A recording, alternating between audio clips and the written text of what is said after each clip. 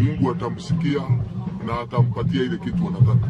Whenever there was a calamity like famine, through drought, or there was some sort of disease, they could go and pray under a Mugikûyû tree, because that was the shelter. Then today we are talking of the very constructed shrines or sanctuaries.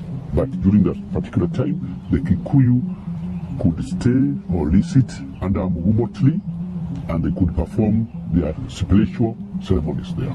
Mugumo kwetu ni ya maana sana. Hata huwa tunasema mugumo inalia.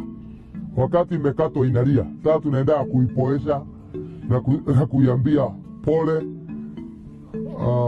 hakuwa nataka. Yaani mambo kama zaidi mugumo inaashiria mambo ya mamlaka.